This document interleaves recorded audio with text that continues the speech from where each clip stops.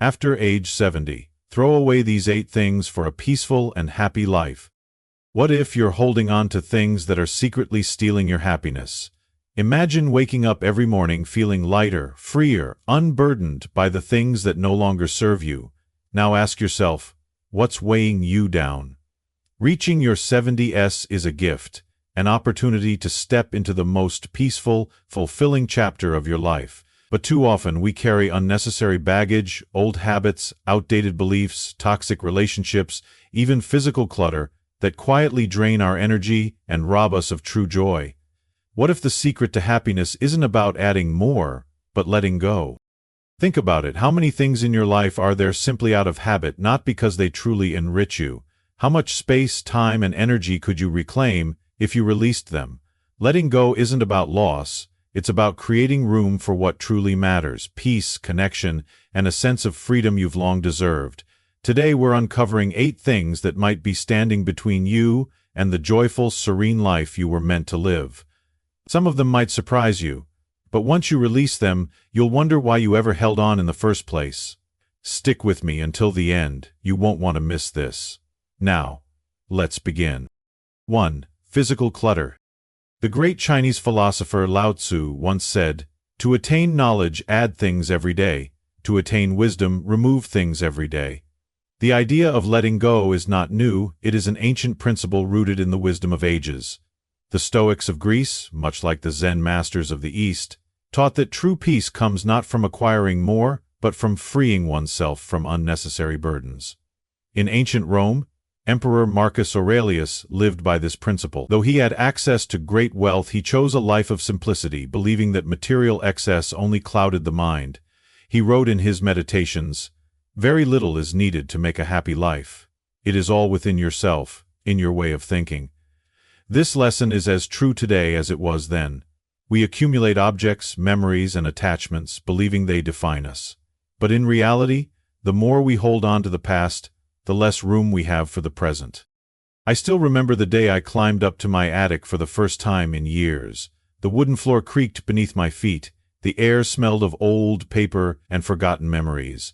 Boxes were stacked high, some labeled, some left as mysteries waiting to be unraveled. Each one held pieces of my past, letters from friends long gone, clothes from a time when I cared about fashion, tools from a workshop I hadn't used in decades. I opened a dusty box and found an old jacket, one I hadn't worn in years. It still smelled faintly of tobacco, though I had quit smoking long ago. It was my father's jacket. He had worn it the last time I saw him, before we had our final argument. I ran my fingers over the fabric and felt the weight of time pressing on my chest. For years I had kept things like this, believing they connected me to the people I had lost, the places I had been. But were they really connections? Or were they just ghosts, reminders of things I couldn't change? Then, I thought about my grandchildren. About how they moved so lightly through life, unburdened by the past. My granddaughter once told me, "Grandpa, you don't need all this stuff, we are your memories now." And she was right. But letting go isn't easy, is it? We live in a world that tells us our worth is measured by what we own, the size of our house, the things we can display, the legacy we leave behind in objects. Yet, have you ever noticed? The wealthiest people are often the most restless.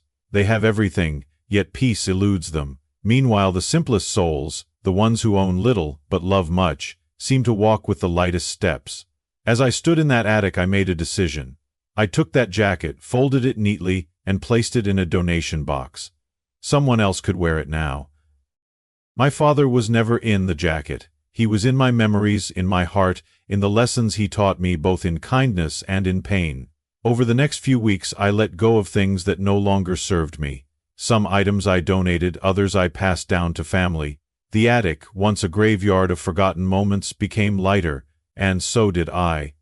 Now, when I walk through my home, I feel peace instead of clutter.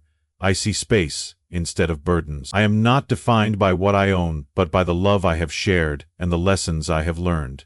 And you, my friend, what are you still holding on to? Is there something in your home, something gathering dust, that you've kept out of guilt or habit? What would happen if you let it go? Would you miss it? Or would you, like me, find that your heart feels just a little bit lighter? Let's talk about it. Tell me in the comments, what's one thing you've held on to for too long, and what's stopping you from letting it go? 2. Toxic relationships. The great Stoic philosopher Epictetus once said, "The key is to keep company only with people who uplift you, whose presence calls forth your best." This wisdom, though spoken thousands of years ago, remains as relevant today as ever.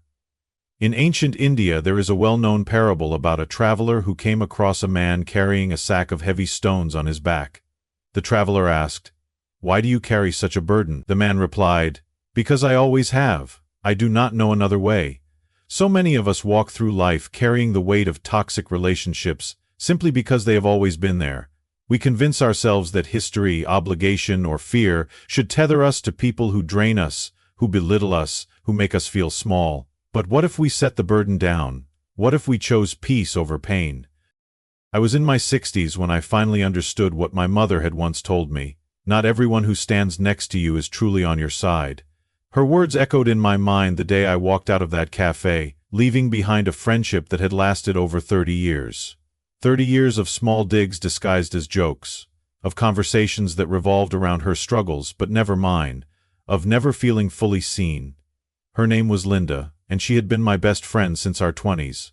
At least, that's what I told myself. We had met at work, young women with big dreams, navigating life's storms together. She had been there through my marriage, my children, and my struggles. But as the years passed, I began to notice something. Whenever I succeeded, she fell silent. When I was happy, she found a way to dim the light. I remember the moment it became clear. I had just won an award for a community project I had poured my heart into. It was a moment of pride, the kind you want to share with the people closest to you. I called Linda, expecting her excitement. Instead, she said flatly, "Oh, I didn't know they gave out awards for things like that." No congratulations, no joy, just a reminder that she could not celebrate me that night. I sat with my thoughts. Why had I ignored the way she minimized my achievements? Why had I excused her sharp words, her indifference, her unwillingness to ever say, "I'm proud of you"? Because history tied us together? Because I didn't want to admit that sometimes friendships expire? I realized something that night. Not everyone claps when you win. And those who don't shouldn't have front row seats in your life. The next time we met for coffee, something had shifted in me. I no longer sought her approval, no longer felt the need to shrink myself to keep her comfortable. And when she made yet another passive remark about how I was too busy these days, I saw it for what it was: resentment disguised as casual conversation. I put my cup down and said, "Linda, I think we've outgrown each other." She blinked, stunned. "What do you mean?" "I mean, I don't think this friendship brings either of us joy anymore." For the first time in decades, I set the weight down. I walked away from someone who had never truly been in my corner, and do you know what happened? I felt lighter. As we get older, we must make a choice: cling to toxic relationships out of habit, or free ourselves to embrace the peace we deserve. So I ask you, dear listener, is there someone in your life who never claps when you win? Someone who makes you feel drained rather than uplifted? If so, maybe it's time to set that burden down. Tell me in the comments, have you ever walked away from a relationship that no longer served you? What did you learn? Let's share our wisdom and remind each other that protecting our peace is not selfish, it's necessary. 3. Unnecessary responsibilities. The great Chinese philosopher Confucius once said, "Life is really simple, but we insist on making it complicated." Many of us carry responsibilities long after they have stopped serving us, believing that if we set them down, we will lose our purpose. In ancient Greece, there was a fable about a man named Ariston, who spent his entire life carrying buckets of water up a hill to supply his village. As he grew older, his back weakened and the journey became harder. One day, a younger man offered to take over, but Ariston refused, saying, "If I stop, who will I be?" The answer, of course, was simple: he would still be himself. But he had tied his identity to his labor for so long that he forgot who he was without it. We, too, do this. We take on tasks out of duty, out of habit, out of fear that if we stop, we will be less needed, less valued. But what if letting go isn't about losing purpose? What if it's about making room for joy? I spent 40 years in that house. The walls carried the laughter of my children, the echoes of old arguments, the warmth of holidays gone by. I had spent my life caring for it, cleaning, fixing, maintaining, making sure it stood tall, even as my own body grew weary. But one evening, as I stood in the kitchen washing dishes, I realized something strange. I wasn't happy there anymore. The house, once my sanctuary, had become a burden. It was too big for just me. The rooms I used to fill with love were now gathering dust. Yet, when my daughter suggested I sell it and move somewhere smaller, I resisted. "This is my home," I said. She looked at me kindly and asked, "Or is it just a place you've convinced yourself you have to take care of?" Her words lingered in my mind. How many of us carry responsibilities simply because we always have, because we're afraid of what will happen if we stop? For years I had managed the family gatherings, organized birthdays, even worried about things that were no longer mine to worry about. I had taken care of everyone, but had I ever stopped to ask if I still wanted to? The next day I walked through the house slowly. I ran my fingers along the dining table where we had shared so many meals. I stepped into the empty bedrooms, once filled with the chatter of my children. I stood in the backyard where my late husband used to sit on summer evenings. And then I knew. It was time. Selling that house was the hardest thing I've ever done. But once the papers were signed and the last box was packed, something remarkable happened. I felt lighter. My new place was smaller, cozier, easier to manage. Instead of cleaning empty rooms, I spent my mornings reading by the window. Instead of worrying about fixing leaky faucets, I took long walks, breathing in the crisp air of a life unburdened. We spend decades thinking our responsibilities define us, but at some point we must ask, do they still bring us joy, or are we just afraid of what happens when we stop? So I ask you, my friend, what is something you are still carrying that no longer serves you? Is it time to set it down? Share your thoughts in the comments below. Let's talk about the weight we choose to carry and the freedom we gain when we let go. 4. Negative self-talk and regrets. The great Persian poet Rumi once wrote, "Be like a tree and let the dead leaves drop." Regret is a burden that clings to us, much like autumn leaves stubbornly refusing to fall. We replay our mistakes, our missed opportunities, and our words left unsaid, believing that if we dwell on them long enough, we might rewrite the past. But the past does not change, only our perspective on it can. In ancient Japan, a Zen master once told his students a story. Two monks were traveling and came across a young woman struggling to cross a river. The elder monk lifted her onto his back and carried her across, setting her down safely on the other side. Hours later, the younger monk, troubled, finally said, "We are not supposed to touch women, yet you carried her." The elder monk smiled and replied, "I set her down hours ago. Why are you still carrying her?" So many of us do this. We carry our regrets long after the moment has passed. But life is not meant to be lived looking backward. To truly live, we must release the weight of what cannot be undone. There are some things in life that can never be undone. That's the weight I carried for years, the one regret that shadowed me through every season. His name was Daniel, my best friend. The kind of person who could make a room feel lighter just by walking into it. We met in college, young men with big dreams, promising each other that we'd never lose touch, no matter where life took us. But life is a funny thing. It pulls you in different directions. First it was work, then marriage, then kids. The calls became less frequent, the visits rare, and then one day I got the news. Daniel was gone. A heart attack. Sudden. No warning. I sat at my kitchen table that night, staring at my hands, remembering the last time I had spoken to him, 5 years earlier. I had meant to call him on his birthday. I had meant to visit when I was in town. I had meant to tell him what his friendship meant to me. But I never did. For years the regret followed me. If only I had picked up the phone. If only I had made time. If only I had one more chance.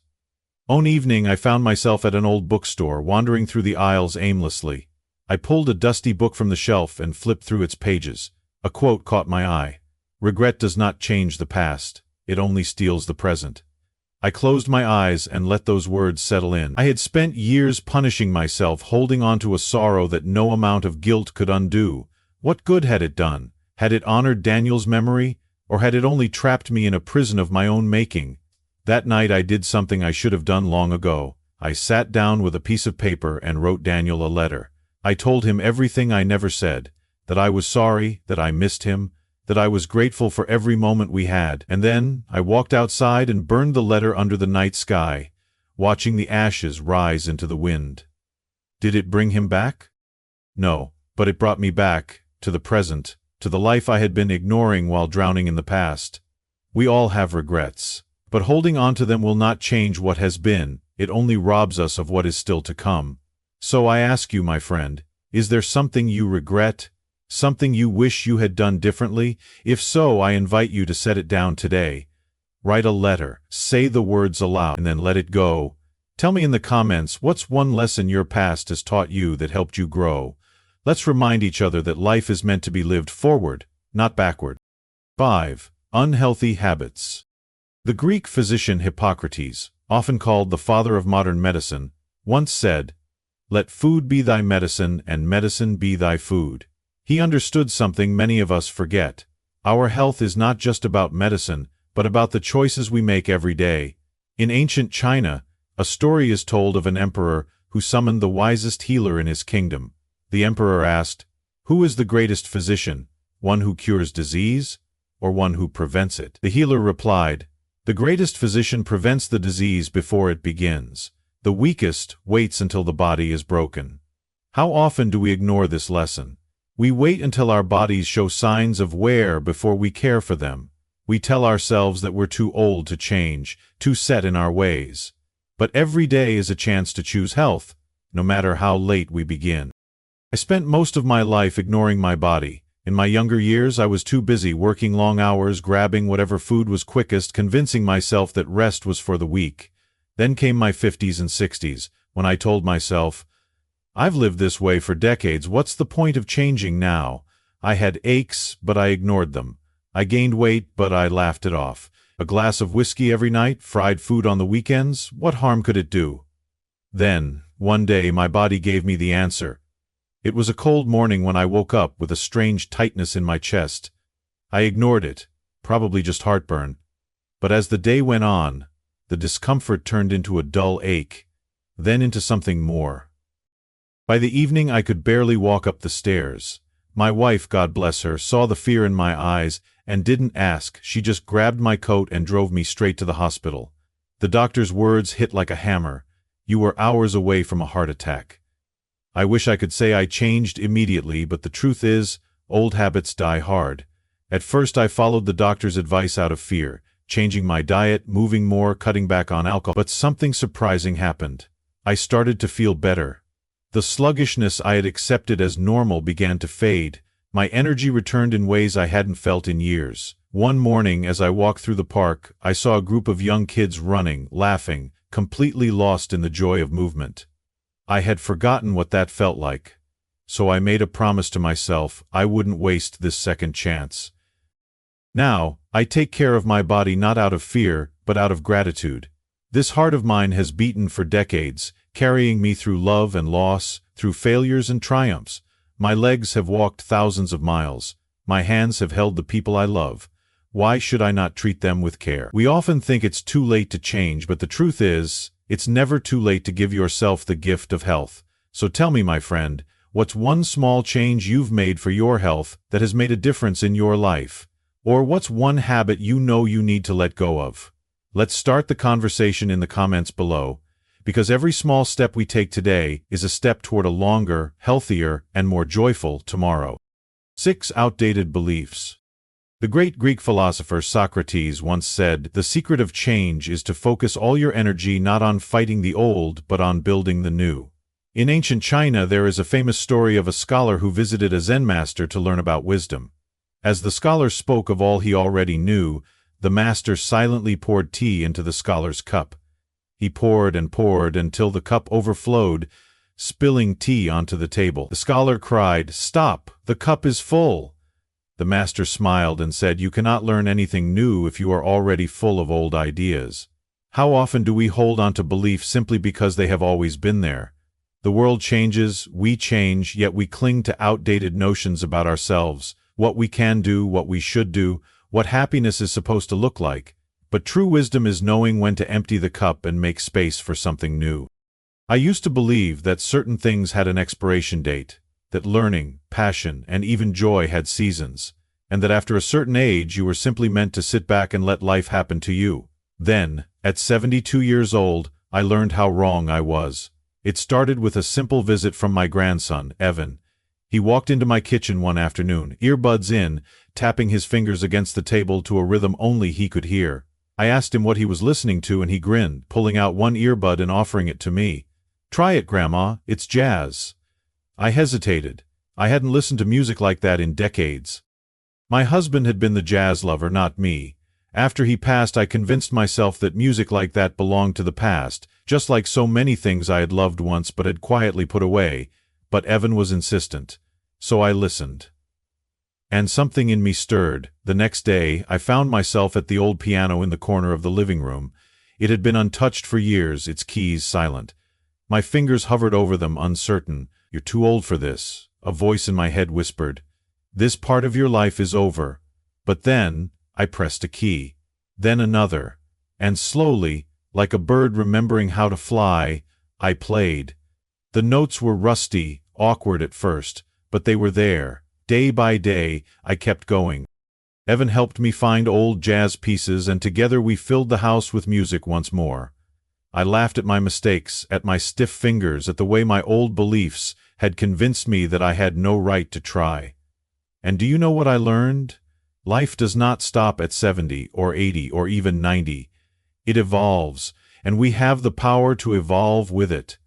I had spent years believing that my best days were behind me, but the truth is the best days are simply the ones we allow ourselves to embrace. So I ask you, my friend, what is something you have told yourself you are too old to do? Is it learning an instrument, traveling, making new friends, or even just changing the way you think about life? Let's talk about it in the comments below. What is one belief you're ready to let go of? Let's remind each other that as long as we are here, life is still meant to be lived. 7. Financial worries that no longer apply. The ancient Roman philosopher Seneca once said, "Wealth is not about having a lot of money, it is about having a lot of options." In ancient India, a wealthy merchant named Varun spent his entire life accumulating gold and riches. He lived modestly, always saving for an unseen future, fearing that one day he might lose everything. On his deathbed, he called his son and said, "I have saved all this wealth so you will never know struggle." His son, wise beyond his years, replied, "Father, but have you ever truly lived? You spent your days counting gold while life passed you by." This is a mistake many of us make. We fear scarcity so much that we forget to enjoy what we have.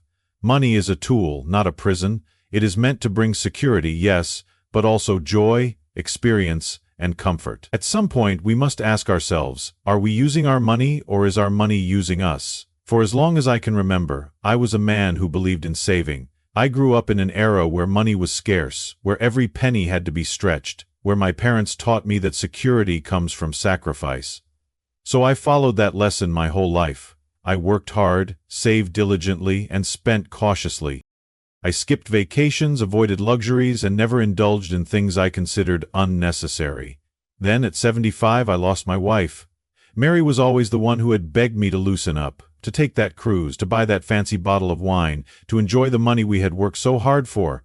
"What are we saving it for?" she'd ask with a laugh. "Just numbers in a bank account?" And I would always say, "Just in case." But now, she was gone, and for the first time, I sat in our quiet house, surrounded by all the things I had never allowed myself to enjoy. A bank account filled with money I had been too afraid to spend, plane tickets we never bought, restaurants we never tried. That was the moment I realized I had spent my whole life preparing but never truly living. The next morning I did something I had never done before. I went to the travel agency and booked a trip, not for a funeral, not for business, but for myself. A simple vacation by the ocean, something Mary had always wanted to do.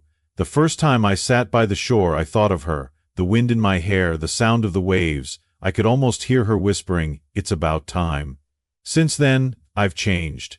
I take my grandkids out for ice cream without worrying about the price. I buy gifts for my children without thinking twice. I donate freely to causes that matter to me. And every time I do, I think about how Mary would smile, because, in the end, money means nothing if it is not spent on joy, on memories, on love. So tell me, my friend, what have you been saving for that you've been too afraid to enjoy?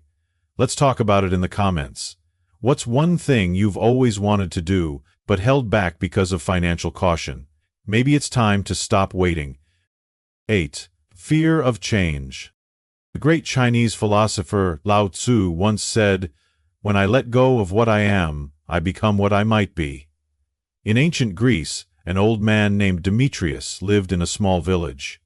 He had spent his entire life in the same house, walking the same streets, talking to the same people. One day, a great storm destroyed his home, forcing him to leave the only life he had ever known. Devastated, he cursed his fate, believing all was lost. But as he traveled, something unexpected happened. He discovered new places, met new people, and learned skills he never imagined he would need. Years later, looking back on his life, he realized that the storm he once feared had been his greatest gift. "Had I not been forced to change," he said, "I would never have lived so fully." So many of us resist change because it feels like loss. But what if change is not an ending, but a new beginning? What if the very thing we fear is the key to the life we are meant to live? I spent 50 years in the same house. It was where my children took their first steps, where my husband and I built a life together. Every corner of that home held a memory, a holiday dinner, a late-night laugh, a whispered "I love you" before bed. But life has a way of moving, whether we want it to or not. After my husband passed, the house began to feel less like a home and more like a museum. The empty rooms echoed, the silence stretched too long, and every little chore, mowing the lawn, fixing leaks, dusting rooms no one used, became another weight on my shoulders. Still, when my daughter suggested I move into a smaller place, I resisted.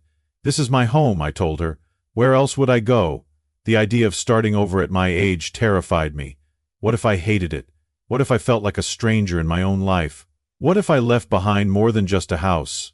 But then one night, as I sat alone at the kitchen table, I asked myself something different. What if I don't hate it? What if it's exactly what I need? A month later, I packed my bags. At first it felt strange waking up in a new place, smaller, quieter, unfamiliar. But then something happened. I started meeting new people, neighbors who knocked on my door just to say hello. I walked outside more, joined a book club, learned how to use that smartphone my grandson kept insisting I try. And do you know what I realized? I had spent years fearing change, but it wasn't change I was afraid of, it was the unknown. The truth is, life doesn't stop moving, and neither should we. Now, when I wake up, I don't think about what I left behind, I think about what's still ahead. Change is not the enemy. Resistance is. So I ask you, my friend, is there a change you've been resisting? A step you've been afraid to take? Let's talk about it in the comments. What's one change you once feared, but now realized was the best thing that ever happened to you? Let's remind each other that every new chapter holds the possibility of something beautiful. Life after 70 isn't about holding on, it's about letting go of what no longer serves you and embracing what truly brings you peace. When you release the burdens of clutter, toxic relationships, outdated beliefs, and unnecessary worries, you create space for joy, purpose, and fulfillment. Let this next chapter be about you, your happiness, your well-being, and the freedom to live on your own terms. Now I'd love to hear from you. What's one thing you're ready to let go of for a lighter, more joyful life? Drop a comment below and let's support each other on this journey. Your words might just inspire someone else to take that first step. If you found this video helpful, hit the like button, share it with a friend who needs to hear this, and don't forget to subscribe for more content on living your best life. Thank you for watching, and here's to a future filled with clarity, peace, and the happiness you deserve.